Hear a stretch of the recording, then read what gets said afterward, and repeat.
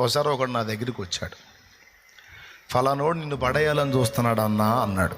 నేను నవ్వుతా ఒక మాట అన్నాను, నిలబడ్డోడిని పడేస్తారు కానీ ఆల్రెడీ పడిపోయి ఉన్నోడిని ఎవడు పడేస్తాడు రా అన్నాను. నేను నేల మట్టుకు పడిపోయి ఉన్నాను రా, నేను కనీసం నిలబడ్డా లేకపోతే వంగినా లేకపోతే కాస్త కూర్చున్నా పడేయడానికి ఛాన్స్ ఉంది. ఇక్కడ అంతా పడిపోయి ఉన్నాం, నేల మట్టుకు పడిపోయి ఉన్నా. నేల మట్టుకు పడిపోయినా ఇంకేం పడేస్తాడు? ఇంకొకటే అవకాశం ఉంది, లేపటం తప్ప పడేయటానికి లేదు ఛాన్స్. వాడు నీ పరువు తీయాలనుకుంటున్నాడన్నా. పరువు విషయంలో ఎప్పుడో విరిగిపోయాను రా అంటే అర్థం ఏంటో తెలుసా? అవమానము నాకు గొప్ప కాదు, ఘనత నాకు గొప్ప కాదు. ఆ రెండు విషయాలు విరిగిపోయాను. అవమానపరిచిన ఘనత వచ్చిన రెంటిని నేను లక్ష్య పెట్టదలుచుకోలేదు. ఆ విషయంలో నేను విరిగిపోయాను అన్నప్పుడు ఇక పరువు పోతుందనో లేదా పరువు పెరుగుతుందనో తపన ఉండదుగా.